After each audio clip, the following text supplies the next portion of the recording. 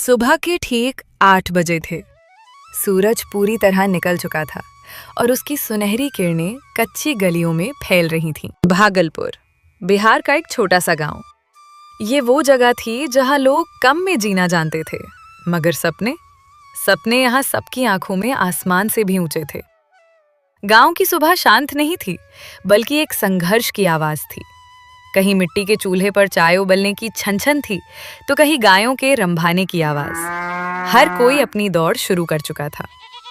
और इन्हीं दलियों के बीच एक छोटे से टूटे हुए घर के आंगन में एक माँ की आवाज गूंजती है। राजू, अरे ओ राजू, 8 बज गए हैं बेटा, सूरज सर पर चढ़ाया है। आज फिर सेठ रामलाल की डांट सुननी है क्या? उठ जा मेरे लाल। उठ गया माँ, बस 2 मिनट। वो कल रात दुकान का हिसाब मिलाते मिलाते आंख देर से लगी थी। मैं बस अभी तैयार होकर निकलता हूँ। ये राजू था, उम्र करीब 22 साल। पिता का साया बचपन में ही उठ गया था और अब ये बूढ़ी माँ ही उसकी पूरी दुनिया थी। उसके कंधों पर घर की जिम्मेदारी थी, जो उसकी उम्र से कहीं ज्यादा भारी थी। राजू एकबरी सी किराना की दुकान रामलाल एंड सन्स में काम करता था और वो वहां जाने के लिए तैयार हुआ और दुकान जाने लगा। तभी उसकी माँ ने कहा, खाली पेट काम नहीं होता बेटा, ये ले 2 रोटी और थोड़ा सा नमक तेल है, जल्दी से खा ले। शरीर में ताकत रहेगी तो दिमाग भी चलेगा। सेठ रामलाल को देर बिल्कुल पसंद नहीं है। अगर मैं लेट पहुंचा तो वो पूरे मोहल्ले के सामने चिल्लाना शुरू कर देंगे। मैं दोपहर में आकर खा लूंगा माँ, अभी मैं चलता हूँ। राजू भागता हुआ गांव की सबसे बड़ी किराने की दुकान पर पहुंचा, रामलाल एंड सन्स। यहाँ दाल चावल तौलने से लेकर चीनी भरने और उधारी का हिसाब लिखने तक सब राजू के जिम्मे था।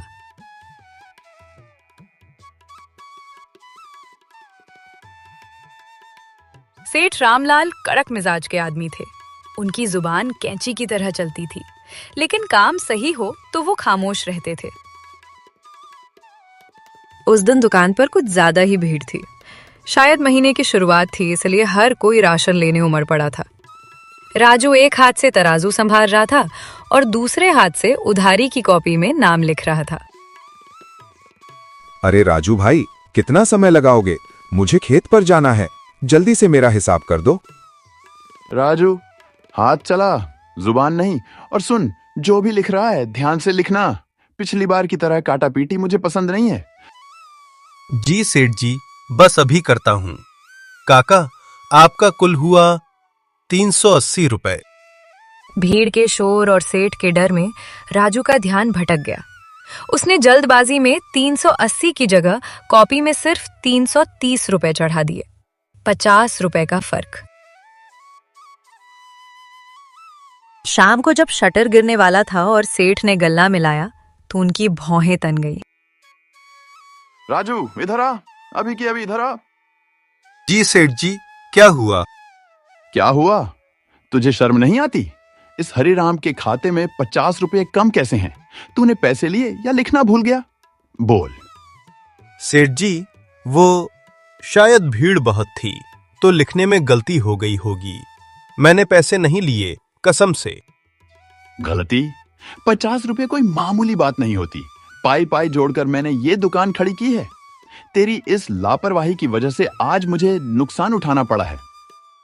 मालिक, गलती हो गई, मैं अपनी तनख्वाह से कटवा लूंगा, पर आप चिल्लाइए मत। चुप, एकदम चुप। आज के लिए दफा हो जा यहां से। कल सुबह बात करूंगा कि तुझे रखना है या नहीं। राजू उस रात अपने घर की टूटी खटिया पर लेटा तो था, पर नींद कोसों दूर थी। छत की बल्लियों को घूरते हुए उसके दिमाग में बस सेठ की वो बातें गूंज रही थीं। 50 रुपए, सिर्फ 50 रुपए के लिए उसकी ईमानदारी पर शक किया गया।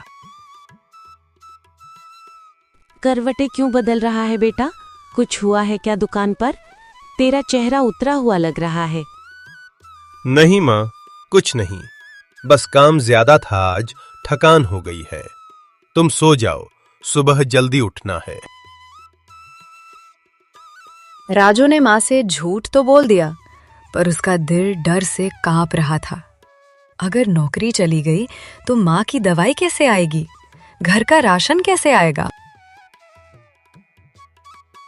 अगली सुबह हमेशा की तरह 8 बजे राजू तैयार हुआ।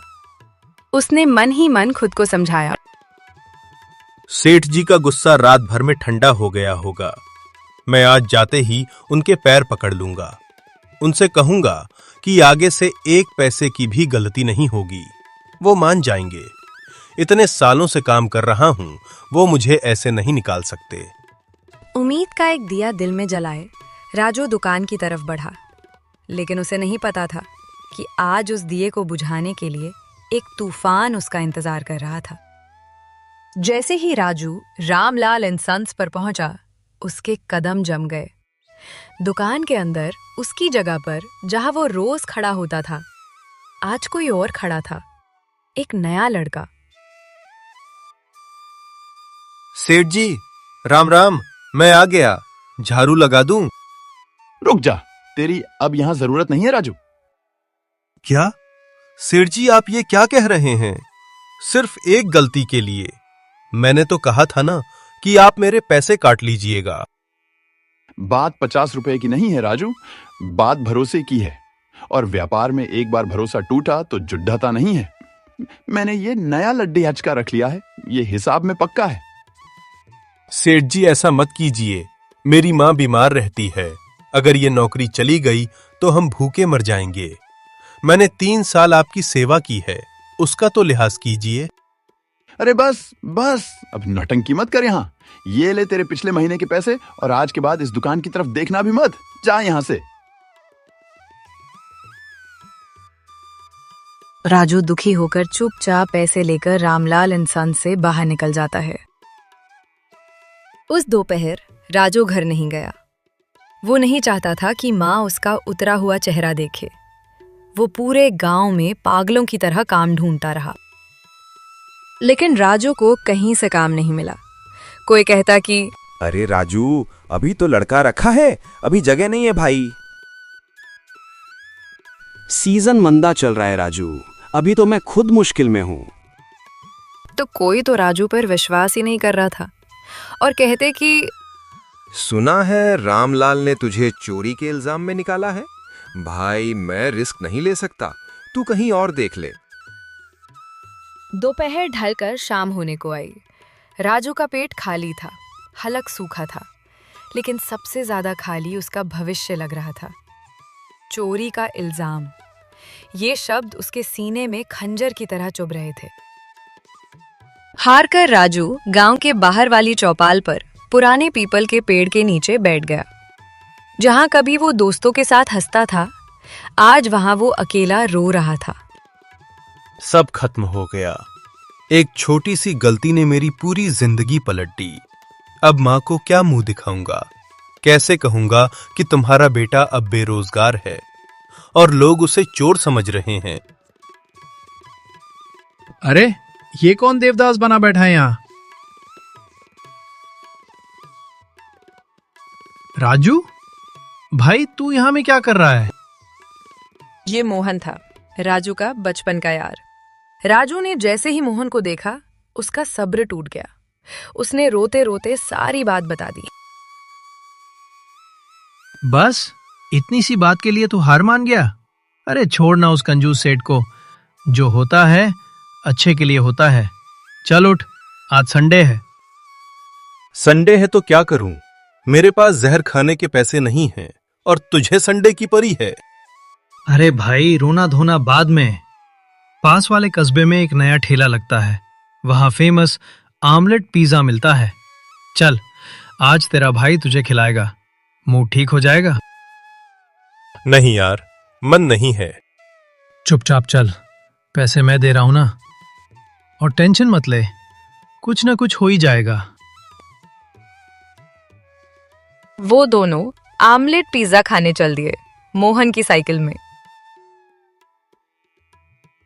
वहां पहुंचते ही देखा कि भीड़ ज्यादा है।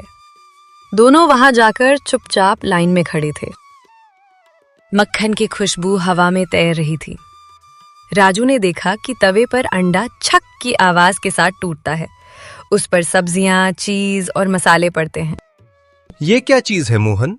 ये तो ऑमलेट जैसा है, पर रोटियां भी हैं और इतनी भीड़। यही तो है पिज्जा ऑमलेट। शहर की चीज है, अब यहाँ भी मिल रही है। खाकर देख। राजू ने पहला निवाला लिया। स्वाद ऐसा था जो उसने पहले कभी महसूस नहीं किया था, लेकिन स्वाद से ज्यादा उसका ध्यान उस ठेले वाले पर था। वो आदमी कितनी तेजी से हाथ चला रहा था और लोग कैसे दीवानों की तरह पैसे दे रहे थे। मोहन, इतनी सादी सी चीज और लोग इतना पसंद कर रहे हैं। ये ठेले वाला तो सेठ रामलाल से भी ज्यादा खुश लग रहा है। इसका अपना काम है, कोई मालिक नहीं, कोई डांटने वाला नहीं। कमाई तो अच्छी है इसकी। क्यों, क्या सोच रहा है? वापसी के रास्ते पर राजू खामोश था। उसकी आंखों में वो तवा और वो भीड़ घूम रही थी। मोहन, अगर मैं भी ऐसा कुछ करूं तो? अगर मैं भी अपने गांव में ऐसा ही एक ठेला लगाऊं तो? तू? अरे तू तो दाल चावल तोड़ने वाला है। तुझे ऑमलेट बनाना आता है? नहीं आता, पर सीख तो सकता हूं ना। सेठ की गुलामी करने से अच्छा है कि मैं अपना कुछ करूं। अगर उस कस्बे में चल सकता है तो हमारे भागलपुर में क्यों नहीं? बात तो तेरी सही है। देख, अगर तू सच में करना चाहता है तो मैं तेरे साथ हूं, पर यह आसान नहीं होगा। आसान तो भूखे मरना भी नहीं है मोहन। उस रात राजू के अंदर का डर मर चुका था और एक जिद पैदा हो चुकी थी। अगले ही दिन वो उसी कस्बे के ठेले वाले के पास पहुंचा। भैया, मुझे काम सिखा दो। मैं बर्तन धो लूंगा, सब्जी काट दूंगा, बस मुझे ये बनाना सिखा दो। अरे भाई, यहाँ कोई स्कूल ही नहीं चल रहा, और वैसे भी अपना हुनर किसी को क्यों दूं? भैया, मैं बहुत मजबूरी में हूं। आप जो कहोगे करूंगा। काफी मिन्नतों के बाद वो माना। राजू ने हफ्तों तक मुफ्त में काम किया। गरम तेल के छींटे उसके हाथों पर पड़ते, उंगलियां जलती, कई बार ऑमलेट जल जाता और गालियां पड़ती। अरे कब सीखेगा तू? आग को समझ, अंदाजे से नमक डाल। लेकिन राजू ने हार नहीं मानी। वो हर रोज गिरता और हर रोज उठता। करीब 10 दिन बाद मोहन से कुछ पैसे उधार लेकर राजू ने एक छोटा सा पुराना ठेला खरीदा। उसने उसे रंगा और उस पर लिखा, राजू पिज्जा ऑमलेट। बेटा, मुझे डर लग रहा है। तूने कभी ये काम नहीं किया। अगर नहीं चला तो? माँ, सेठ की दुकान पर जब काम करता था तब भी डरता था कि कब निकाल देंगे। अब कम से कम ये डर तो नहीं है। ये मेरा अपना है। तेरा आशीर्वाद चाहिए बस। राजू ने गांव के चौराहे पर ठेला लगाया। पहला घंटा बीता, कोई नहीं आया। दूसरा घंटा बीता, लोग बस देखकर चले जा रहे थे। राजू का दिल बैठने लगा। तभी एक स्कूल का बच्चा आया। भैया, ये क्या है? ऑमलेट है? हाँ बेटा, पिज्जा वाला ऑमलेट है। एक बार खाकर देख। पैसे अच्छे ना लगे तो मत देना। बच्चे ने खाया और उसकी आंखें चमक उठी। भैया, ये तो बहुत टेस्टी है। ये राजू का पहला ग्राहक था और ये सुनकर राजू बहुत खुश हुआ। फिर वो बच्चा अपने माता पिता और बाकी दोस्तों को भी राजू का पिज्जा ऑमलेट खाने ले आया। धीरे धीरे स्वाद की खबर पूरे गांव में फैल गई। राजू के ठेले पर अब शाम को मेला लगने लगा था। जो लोग सेठ रामलाल की दुकान पर जाते थे, अब वो राजू के ठेले पर खड़े होकर बातें करते थे। राजू की कमाई बढ़ने लगी, लेकिन हर कामयाबी के साथ दुश्मन भी पैदा होते हैं। गांव का एक पुराना नाश्ते वाला था, शंकर। शंकर की समोसे की दुकान अब खाली रहने लगी थी, क्योंकि सब राजू का ऑमलेट खा रहे थे। देख रहा है उसे? कल का छोकरा आज राजा बन गया है। इसने मेरी दुकान छीन ली है। इसकी दुकानदारी अब मैं बंद कराऊंगा। बहुत उड़ रहा है ना ये।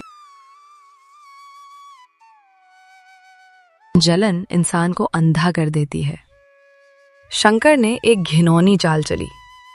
एक दिन जब राजू बाजार से सामान लेने गया था, शंकर ने चुपके से राजू के ठेले पर रखे अंडों में कुछ गड़बड़ कर दी और बासी सड़े अंडे वहां रखवा दिए। शाम को जब राजू ने वो अंडे इस्तेमाल किए तो अनर्थ हो गया। और राजू, तूने क्या खिला दिया आज? उल्टियां हो रही हैं भाई। अरे, पेट में मरोड़ उठ रही है। देखते ही देखते 3-4 लोग बीमार पड़ गए। हड़कंप मच गया। मैं कहता था ना, ये सड़क छाप क्या खिलाएगा, सड़े हुए अंडे खिला रहा है पैसों के लालच में, मारो इसे। लोग गुस्से में राजू की तरफ लपके। राजू रोता रहा। मैंने कुछ नहीं किया। मैं तो आज सुबह बाजार गया था और अपना ठेला शंकर चाचा के भरोसे रखकर गया था। शंकर चाचा से पूछो। तभी गांव के मुखिया वहां आ गए। उन्होंने भीड़ को रोका और जांच की। ठेले के पीछे कूड़ेदान में शंकर की दुकान का एक थैला मिला, जिसमें वो सड़े हुए अंडे लाए गए थे। और शंकर का नौकर, जो डरा हुआ था, उसने सच उगल दिया। मुखिया जी, मुझे माफ कर दो। शंकर सेठ ने कहा था कि अगर ये अंडे वहां नहीं रखे तो वो मुझे नौकरी से निकाल देंगे। पूरे गांव में सन्नाटा छा गया। सबकी नजरें शंकर पर थीं। राजू, मुझे माफ कर दे भाई। जलन में मेरी बुद्धि भ्रष्ट हो गई थी। मैं तेरा काम देख नहीं पाया। अरे शंकर काका, आप बड़े हैं। अगर आप मुझसे कहते तो मैं आपको भी ये बनाना सिखा देता। किसी की लकीर मिटाने से अपनी लकीर बड़ी नहीं होती। हम दोनों साथ कमा सकते हैं। उस दिन राजू ने सिर्फ इज्जत नहीं कमाई, बल्कि पूरे गांव का दिल जीत लिया।